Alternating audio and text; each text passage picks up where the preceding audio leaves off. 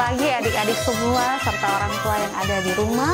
Puji nama Tuhan, hari ini kita boleh bertemu lagi dalam ibadah sekolah minggu Persekutuan Anak dan Remaja Jemaat GPI Elim AB Pura. Dan hari ini Kak Krisna tidak sendiri. Seperti biasa, Kak Krisna akan ditemani oleh 2 orang anggota PAR dari sektor Philadelphia. Untuk itu Kak Krisna langsung perkenalkan. Yang pertama ada teman kita Jiwel De Fretes dari sektor Philadelphia akan bertugas sebagai liturgos. Shalom, selamat hari Minggu teman-teman. Yang kedua ada teman kita Olive Susetya dari sektor Philadelphia akan bertugas sebagai pemain musik. Shalom, selamat hari Minggu teman-teman. Selamat beribadah, Tuhan Yesus memberkati. Teman-teman, pagi ini kita akan memuji, menyembah, dan beribadah kepada Tuhan. Maka saya meminta semuanya untuk bangkit berdiri. Kita nyanyikan lagu Selamat Pagi Tuhan.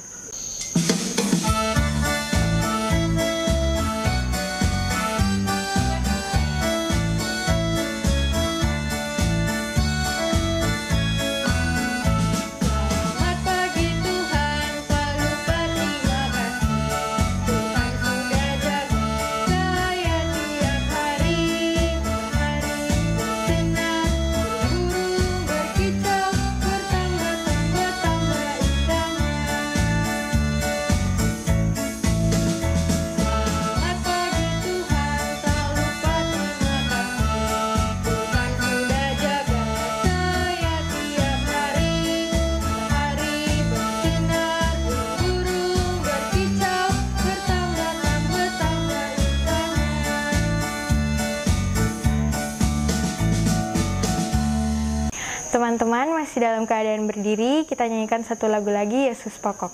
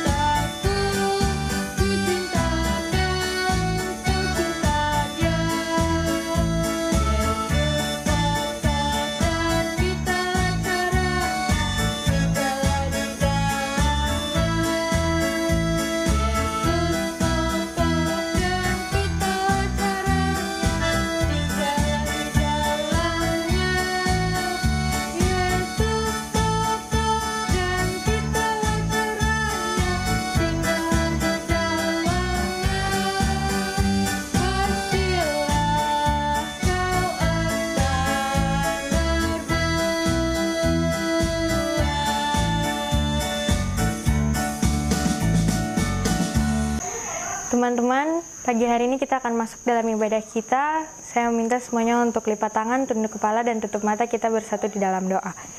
Tuhan Yesus yang baik, kami anak-anak-Mu akan beribadah. Untuk itu kami serahkan ibadah ini dari awal, pertengahan, hingga akhirnya.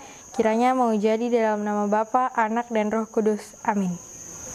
Teman-teman semua, saya persilakan untuk duduk kembali. Teman-teman, marilah kita menyanyikan satu lagu lagi, yaitu Ku Menang, Ku Menang.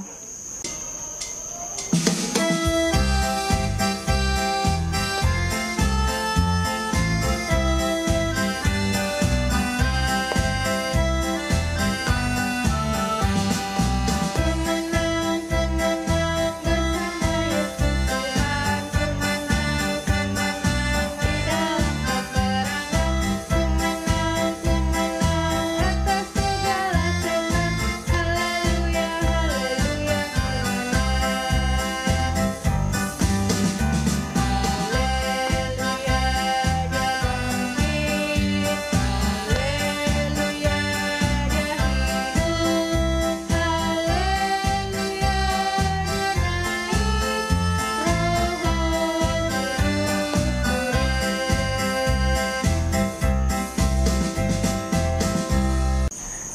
teman-teman, saat ini kita akan masuk ke dalam pelayanan firman Tuhan. Kita akan membaca Alkitab dari Kisah Para Rasul 4 ayat 32 dan 1 Petrus 2 ayat 9 sampai 10. Saya ulangi lagi, Kisah Para Rasul 4 ayat 32 dan 1 Petrus 2 ayat 9 sampai 10. Sebelum membaca firman Tuhan, saya mengundang kakak Benris Simanjuntak untuk memimpin kita di dalam doa. Teman-teman, sebelum kita membaca Alkitab, mari kita berdoa. Tuhan Yesus, berkati kami mau baca Alkitab. Makasih Tuhan Yesus, haleluya, amin. Terima kasih kakak Benris sudah memimpin kita dalam doa. Sekarang kita akan membaca firman Tuhan yang pertama, Kisah Para Rasul 4 ayat 32. Cara hidup jemaat.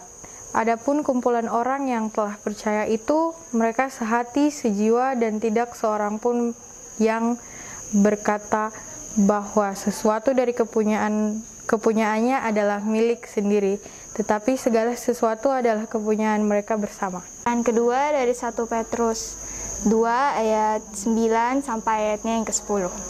Tetapi kamulah bangsa yang terpilih, imamat yang rajani, bangsa yang kudus, umat kepunyaan Allah sendiri, supaya kamu memberitakan perbuatan-perbuatan yang besar dari Dia yang telah memanggil kamu keluar dari kegelapan kepada terangnya yang ajaib. Kamu yang dahulu bukan umat Allah, tetapi yang sekarang telah menjadi umatnya. Yang dahulu tidak dikasihani, tetapi yang sekarang telah beroleh belas kasihan. Demikian jauh pembacaan firman Tuhan kita. Mari kita menyanyikan lagu Baca Kitab Suci.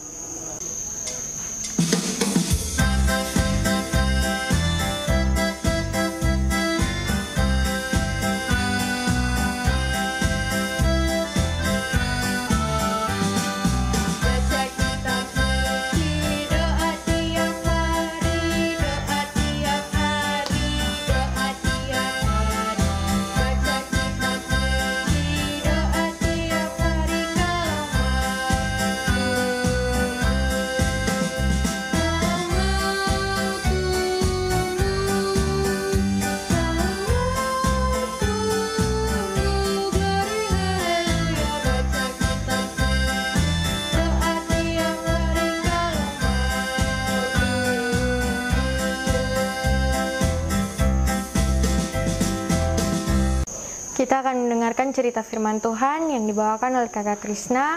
Untuk kakak Krisna dipersilahkan. Terima kasih Jiwel.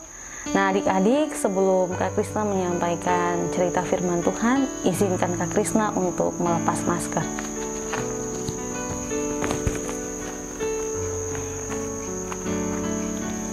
Adik-adik, hari ini kita akan mendengarkan cerita firman Tuhan yang sesuai dengan pembacaan firman Tuhan yang tadi telah kita baca bersama-sama. Dan hari ini kita akan belajar tentang GPI Papua Gereja yang Mandiri. Dan tujuan pembelajaran kita yang pertama, agar adik-adik bisa mengetahui apa itu gereja yang hidup. Kemudian yang kedua, adik-adik bisa mengetahui apa itu arti dari gereja yang mandiri. Dan yang ketiga, agar adik-adik bisa mengerti juga tentang tugas imamat gereja. Dan yang terakhir, agar adik-adik bisa dapat menampilkan bentuk cinta dan bangga kepada gereja kita GPI Papua.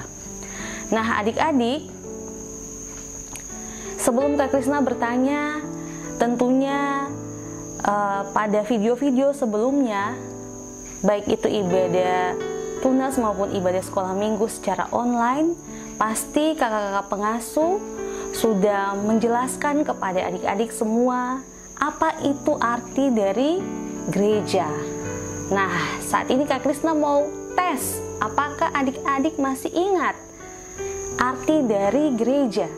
Coba adik-adik yang di rumah, ada yang tahu atau tidak arti dari gereja? Saat ini, untuk mewakili adik-adik di rumah menjawab pertanyaan dari Kak Krisna, ada teman kita, 2 orang, yaitu Jiwel dan Olive, akan menjawab pertanyaan dari Kak Krisna, yaitu apa arti dari gereja. Dipersilahkan. Menurut saya, gereja adalah kumpulan orang-orang percaya yang telah dikuduskan dan dipanggil untuk melayani. Menurut saya, gereja adalah peralihan dari orang-orang yang berada di dalam gelap untuk menjadi terang dan dipanggil untuk mewartakan firman Tuhan. Terima kasih Jiwel dan Olive atas jawaban yang telah diberikan untuk pertanyaan yang telah Kak Krisna sampaikan. Ya, apa yang telah disampaikan oleh Jiwel dan Olive itu adalah benar. Jadi, dari jawaban mereka, Kak Krisna bisa membuat sebuah kesimpulan bahwa gereja adalah kumpulan orang yang percaya, yang sudah dibebaskan, yang dipanggil dari dalam dunia ini untuk dikuduskan. Kemudian mereka kembali lagi ke dalam dunia ini untuk menjadi saksi. Saksi siapa? Saksi Tuhan Yesus Kristus.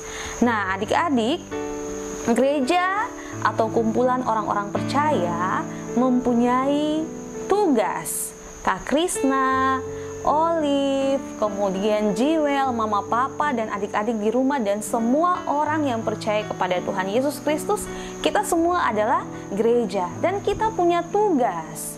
Nah, tugas gereja itu dikenal dengan istilah tripanggilan gereja. Tripanggilan gereja. Jadi, tugas gereja ada 3, yaitu koinonia, yang kedua marturia, dan yang ketiga adalah diakonia. Ya, Kak Krisna akan menjelaskan apa arti dari ketiga tugas tersebut. Yang pertama, koinonia, atau dalam bahasa Indonesianya disebut dengan bersekutu atau persekutuan, atau juga bisa disebut dengan persatuan. Jadi koinonia merupakan persekutuan orang-orang yang beriman kepada Allah, meliputi bersekutu dengan saudara seiman, bersekutu dengan umat beriman, bersekutu dengan semua orang dalam masyarakat, dan bersekutu juga dengan alam. Nah, dalam persekutuan itu apa yang harus kita lakukan?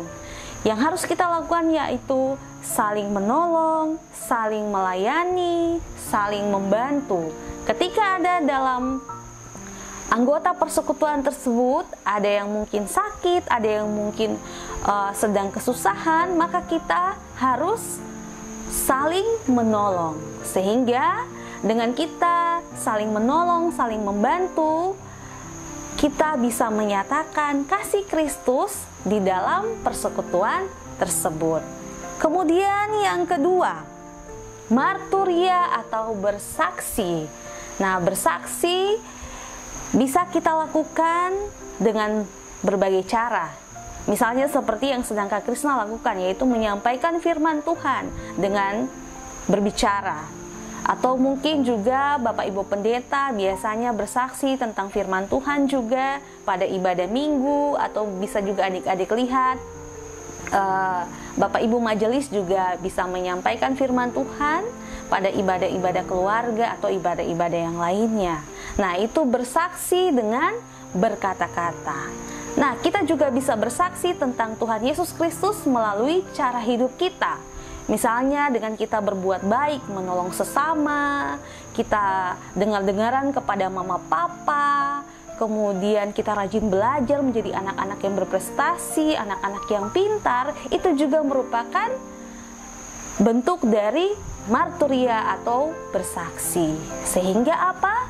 Orang-orang yang ada di sekitar kita bisa mengenal Tuhan Yesus melalui bersaksi.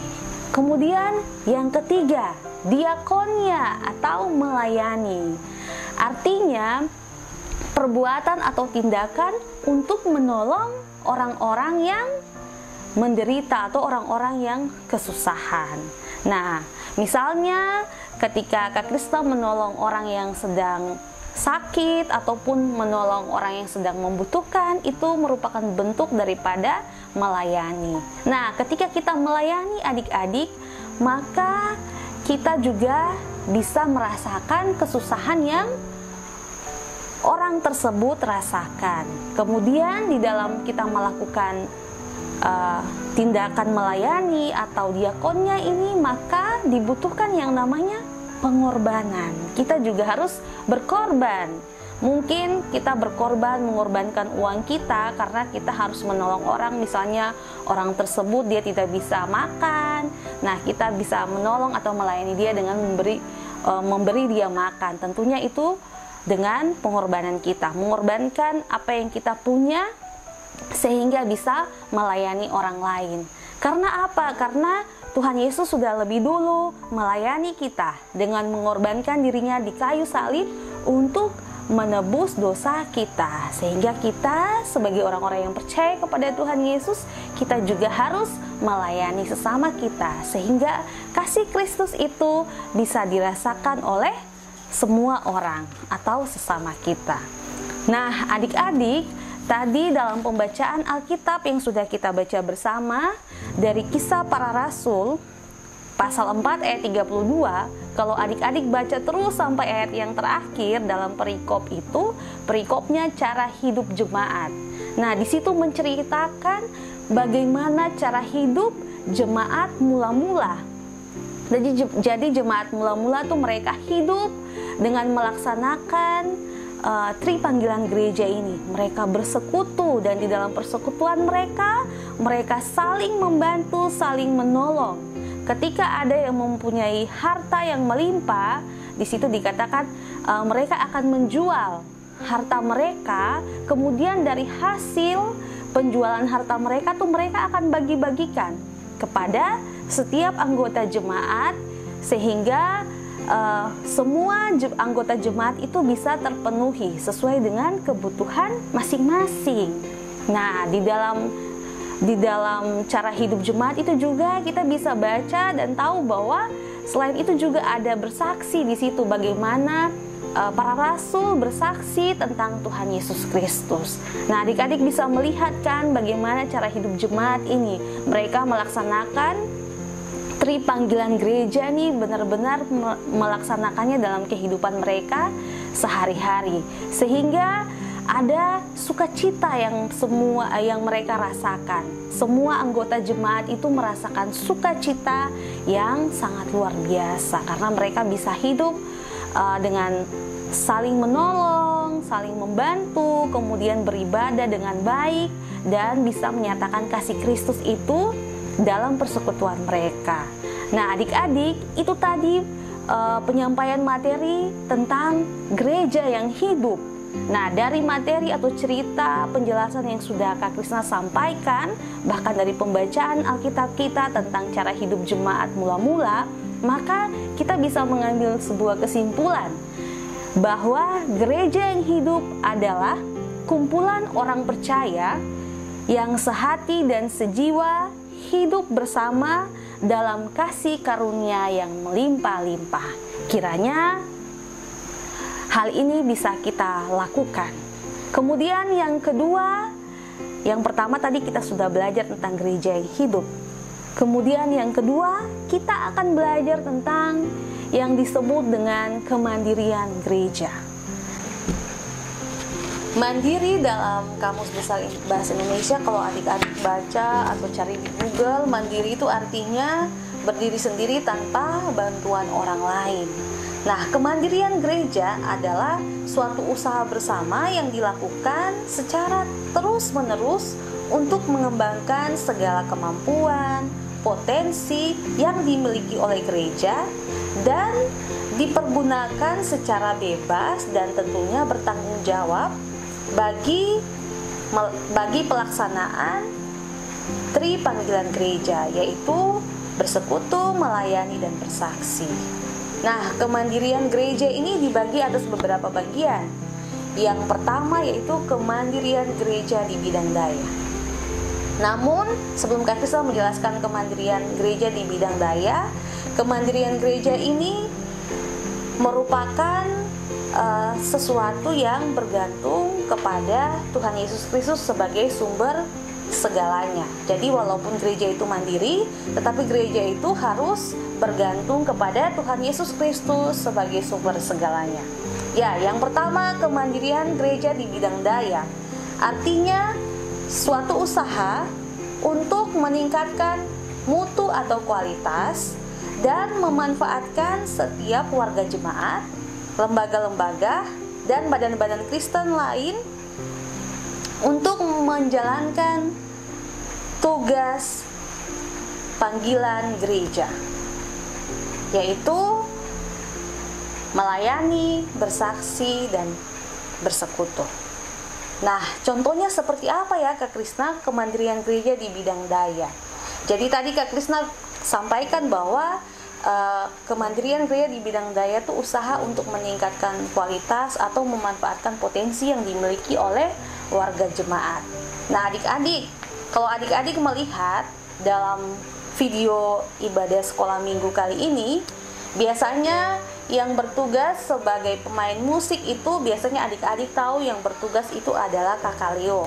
Tetapi kadang-kadang dalam video ibadah sekolah minggu, misalnya di bulan Februari atau bulan kemarin, pemain musiknya bukan cuma Kakak Leo, tetapi bisa diganti dengan Chelsea dan juga Sami. Dan saat ini yang main musik adalah Olive. Jadi para pengasuh memanfaatkan potensi yang dimiliki oleh anggota PAR. Dalam hal ini potensi untuk bermain musik. Kemudian dipakai untuk apa? Dimanfaatkan untuk apa? Untuk pelayanan. Baik itu dalam ibadah sekolah minggu maupun ibadah tunas. Nah, itu adik-adik salah satu contoh bentuk dari kemandirian gereja di bidang daya. Jadi, wadah PAR dalam hal ini para pengasuh memanfaatkan potensi yang dimiliki oleh adik-adik dalam bidang musik untuk melayani pada ibadah sekolah minggu maupun ibadah tunas secara virtual atau online. Itu salah satu contoh bentuk dari kemandirian gereja di bidang daya. Kemudian yang kedua, kemandirian gereja di bidang dana merupakan kemampuan gereja untuk menggali sumber-sumber kekayaan dan untuk melipat gandakan kekayaan tersebut, kemudian mengamankan dan menggunakan secara tepat guna harta benda yang diberikan Tuhan untuk melaksanakan misi gereja. Nah, Kak Krisna kasih contoh saja ya adik-adik. Kalau adik-adik dulu waktu masih ibadah tatap muka sering datang ke gereja, pasti adik-adik melihat biasanya ada orang yang jualan di halaman gereja atau kita kenal dengan sebutan basar. Nah, misalnya ini di PAR ingin mengadakan ibadah Natal, tetapi ternyata ibadah Natal itu dana yang diberikan oleh majelis itu ternyata tidak cukup untuk pelaksanaan ibadah Natal, karena ternyata kebutuhan untuk melaksanakan kebutuhan anggaran untuk pelaksanaan ibadah Natal itu cukup besar. Nah, sehingga tentunya pasti ibadah Natal ini harus terlaksana. Tetapi bagaimana pengurus maupun pengasuh atau mungkin adik-adik juga bagian dari anggota PAR mengusahakan untuk bisa mendapat dana yang cukup untuk pelaksanaan kegiatan ibadah Natal. Maka biasanya para pengurus itu mengadakan yang namanya basar. Nah, dari basar itu kemudian akan didapatkan dana yang mencukupi untuk pelaksanaan ibadah Natal tersebut. Nah, dana yang didapatkan itu harus diamankan supaya tidak hilang. Kemudian harus dibuat laporan pertanggungjawaban keuangan tersebut. Sehingga selain dana itu bisa dipertanggungjawabkan untuk pelayanan pada ibadah Natal, kemudian dana itu juga bisa kita gunakan untuk apa? Untuk pelayanan kasih. Seperti kalau adik-adik ingat waktu kita ibadah tatap muka, kita melaksanakan ibadah pelayanan kasih ke rumah-rumah orang-orang yang sudah tua. Nah, itu salah satu juga bentuk dari pelayanan. Nah, adik-adik, itu merupakan penjelasan dan contoh dari kemandirian gereja di bidang dana. Kemudian yang ketiga, kemandirian gereja di bidang teologi merupakan kemampuan gereja, yaitu kemampuan warga jemaat, Kak Krisna dan adik-adik semua orang tua, kemudian para pejabat gereja, misalnya ketua majelis jemaat, kemudian pejabat gereja di tingkat sinode, Untuk apa? Untuk memiliki pendapat atau pemikiran atau pandangan serta sikap. Sikap dalam apa? Dalam menjawab permasalahan dan juga tantangan-tantangan kehidupan, baik itu secara pribadi, keluarga, masyarakat, gereja, dan juga negara, yang tentunya berpedoman pada petunjuk dan motivasi yang diperoleh dari pemahaman akan firman Tuhan. Nah, adik-adik, itu tadi penjelasan terkait dengan kemandirian gereja. Kemudian selanjutnya Kak Krista akan menjelaskan tentang Gereja Protestan Indonesia di Papua adalah gereja yang hidup dan yang mandiri. Adik-adik, Gereja Protestan Indonesia di Papua berdiri atas kehendak Allah yang Maha Esa, yaitu Bapa, Anak, dan Roh Kudus, yang oleh kasih karunia-Nya telah memanggil dan menghimpun umat-Nya, yang dahulu bukan umat-Nya, dari antara segala bangsa, suku, dan bahasa di seluruh dunia ini. Untuk apa? Untuk menjadi saksi Tuhan Yesus Kristus, baik itu dari Yerusalem, kemudian dari Yudea, Samaria, Eropa, Asia, sampai kepada tanah Papua, yaitu di Indonesia. Dan kita ketahui bersama bahwa Gereja Protestan Indonesia di Papua ini melembaga pada tanggal 25 Mei tahun 1985.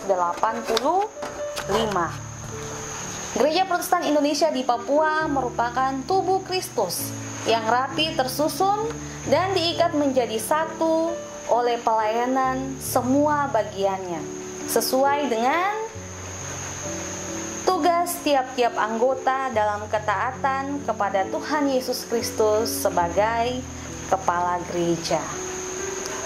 Nah, adik-adik, Gereja Protestan Indonesia di Papua ini senantiasa berusaha, bergumul. Untuk apa? Untuk memahami atau untuk mengerti, kemudian menghayati dan mewujud nyatakan atau menampakkan kehendak Yesus Kristus sebagai Tuhan dan juga kepala gereja dalam bersatu, bersaksi, dan melayani di tengah kehidupan umat yang ada di dunia ini, khususnya yang ada di tanah Papua, dengan tetap taat pada Alkitab yang adalah firman Allah yang kekal untuk mendatangkan kebaikan bagi semua orang. Nah, GPI Papua juga diutus untuk berkarya di tengah dunia untuk dapat mendatangkan atau memperlihatkan damai sejahtera Allah di tengah-tengah dunia ini. Kemandirian GPI Papua merupakan wujud dari kedewasaan GPI Papua yang siap untuk ambil bagian dalam misi gereja. Misi gereja tadi Kak Krista sudah dijelaskan ya, yaitu koinonia, diakonia, dan marturia. Nah, kemudian misi gereja tuh dia tetapi dalam pelaksanaannya GPI Papua ini melakukan berbagai cara atau pendekatan berdasarkan dengan konteks gereja kita atau berdasarkan dengan apa yang ada di keadaan yang ada di tanah Papua ini. Nah, bentuk dari pendekatan misi gereja itu tertuang dalam program dan kegiatan gereja atau program dan kegiatan GPI Papua. Nah, adik-adik, sebagai warga GPI Papua, tentunya kita sangat bersyukur kepada Tuhan karena bulan ini nanti tanggal 25 sudah 36 tahun Tuhan Yesus menyertai GPI Papua dalam melaksanakan misi gereja, dalam melaksanakan tugas gereja, yaitu bersaksi, bersekutu, dan melayani. Dan sebagai warga GPI Papua harusnya kita bangga bahwa gereja kita adalah gereja yang hidup dan gereja yang mandiri. Tadi gereja kita sudah dijelaskan bahwa gereja kita adalah gereja yang mandiri, baik dalam bidang daya, bidang dana, dan juga bidang teologi.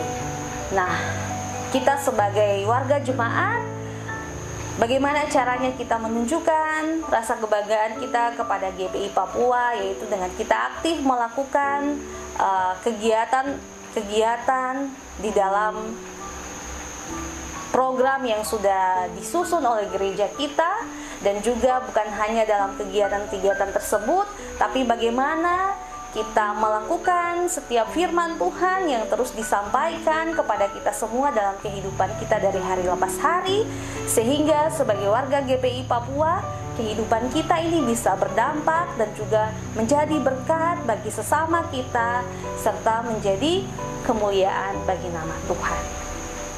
Adik-adik, demikian materi firman Tuhan yang sudah Kak Krisna sampaikan kepada adik-adik. Ini cukup panjang, tapi Kak Krisna berharap Allah Roh Kudus memampukan adik-adik untuk bisa memahami materi ini dan melakukannya dalam kehidupan adik-adik dari hari lepas hari. Nah, adik-adik, ada tugas untuk adik-adik semua. Tugasnya adalah ayat hafalan. Ayat hafalannya terambil dari 1 Petrus pasal 2 ayat 9. Kak Krisna ulangi lagi, ayat hafalan terambil dari 1 Petrus 2 ayat 9. Adik-adik bisa menghafalnya, kemudian merekam atau membuat video dan mengirimkan video di mana adik-adik menghafal ayat hafalan tersebut kepada kakak-kakak pengasuh. Demikian firman Tuhan. Kiranya Tuhan Yesus memampukan kita untuk mengerti dan melakukan firman ini dalam kehidupan kita dari hari lepas hari. Amin. Teman-teman, sekarang kita akan memberikan persembahan syukur kita. Kita menyanyikan lagu Bawa Persembahanmu.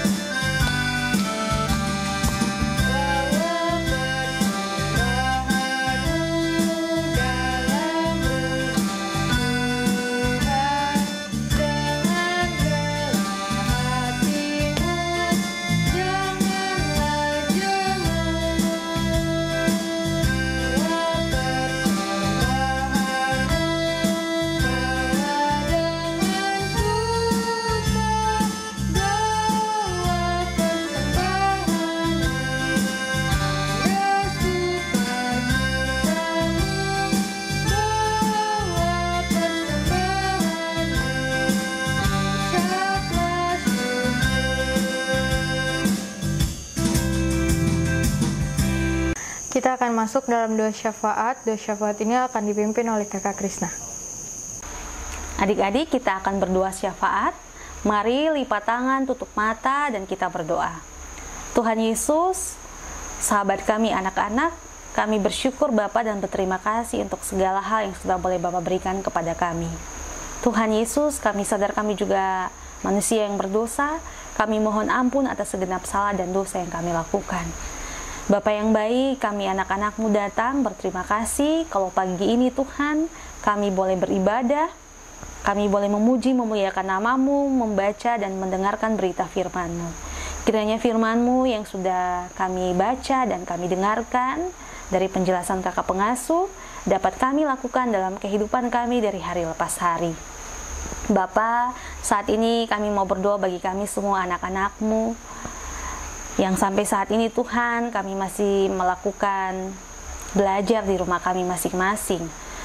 Tuhan tolong kami agar kami tetap setia untuk belajar, mengerjakan tugas yang diberikan oleh guru-guru kami. Tuhan mau tolong kami juga agar kami tetap sehat, tetap kuat.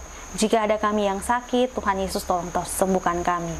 Kami juga mau berdoa Tuhan, kiranya Engkau mau menolong kami juga agar kami mau menjadi anak-anak yang menghormati orang tua kami ya Tuhan, dengar-dengaran kepada mama papa, dan menjadi anak-anak-Mu yang takut kepadamu, yang rajin untuk belajar, yang rajin untuk beribadah, baik itu ibadah sekolah minggu ataupun ibadah tunas yang dilaksanakan secara virtual ya Bapa. Tuhan, kami mau serahkan kehidupan kami anak-anak-Mu ini ke dalam tangan-Mu. Kami juga saat ini Tuhan mau berdoa kepada keluarga kami. Terima kasih untuk orang tua kakak adik, keluarga yang sudah Tuhan berikan kepada kami. Tuhan kiranya senantiasa menjaga keluarga kami, orang tua kami, supaya senantiasa sehat dan kuat. Kau memberkati mereka dalam pekerjaan yang mereka lakukan. Tuhan yang baik, kami juga saat ini datang, kami mau berdoa ya Tuhan Yesus untuk guru-guru kami. Terima kasih, walaupun dalam kondisi pandemi ini Tuhan, tapi mereka masih terus setia untuk mengajarkan kami, untuk memberikan kami ilmu pengetahuan, sehingga kami bisa menjadi anak-anak yang cerdas. Tuhan kiranya memberkati mereka dengan keluarga mereka selalu. Bapa yang baik, kami juga mau berdoa saat ini ya Tuhan, untuk gereja kami, gereja GPI Papua ya Tuhan. Tuhan kiranya memberkati pendeta yang ada di jemaat kami, majelis jemaat, bahkan juga para pengasuh kami. Kiranya Tuhan memampukan mereka dalam menjalankan tugas dan tanggung jawab mereka. Bapa yang baik, kami juga mau berdoa kepada kota kami, kota Jayapura ini. Tuhan Yesus kiranya memberkati pemerintah kota kami ini Tuhan, sehingga mereka bisa menjalankan tugas dan tanggung jawab mereka dengan baik. Terima kasih juga Tuhan untuk segala hal yang sudah Bapa berikan. Dan ini doa kami, jawablah doa kami ini sesuai dan seturut kehendak-Mu. Lalu dalam nama Yesus kami sudah berdoa dan mengucap syukur. Amin. Teman-teman semuanya, saya persilahkan untuk bangkit berdiri. Kita menyanyikan lagu Aku Gereja, Kau Pun Gereja.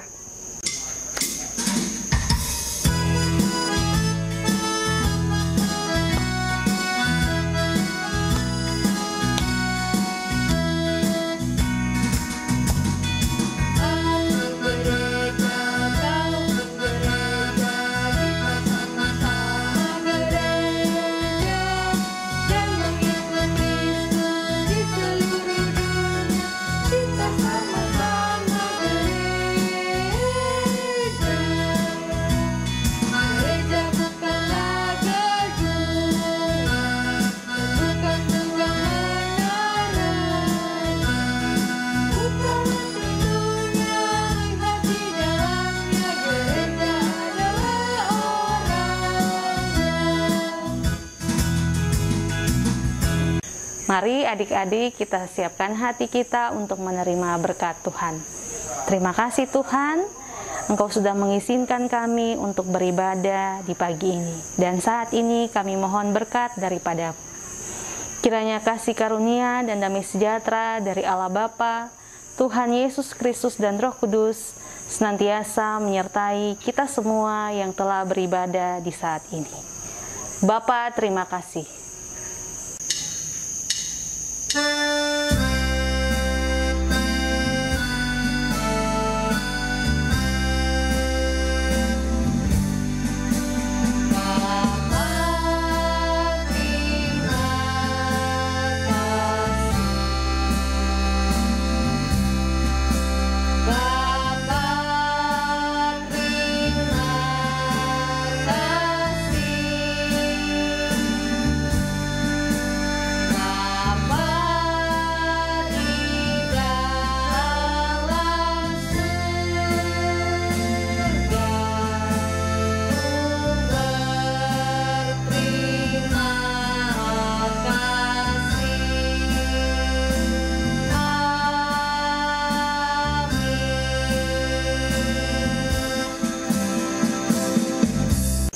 Demikian ibadah sekolah minggu kita di pagi ini. Kiranya Tuhan Yesus senantiasa menyertai kita semua. Dan ada beberapa pesan dari Kak Krisna. Yang pertama, adik-adik kiranya senantiasa menjaga kesehatan. Kemudian yang kedua, senantiasa rajin belajar dan jangan lupa untuk mengerjakan tugas-tugas yang diberikan oleh guru-guru. Yang ketiga, dengar-dengaran kepada mama dan papa. Rajin untuk beribadah, baik itu ibadah sekolah minggu ataupun ibadah tunas secara online. Kak Krisna juga mengucapkan terima kasih kepada adik-adik yang sudah ikut dalam pelayanan di saat ini. Ada Jiwel De Vretes sebagai liturgos, kemudian ada Olive Susetya sebagai pemain musik, ada Benri Simanjuntak, tadi sudah berdoa pembacaan Alkitab. Kiranya Tuhan Yesus memberkati kita semua. Sampai jumpa pada ibadah sekolah minggu berikutnya. Tuhan Yesus memberkati kita. Dadah.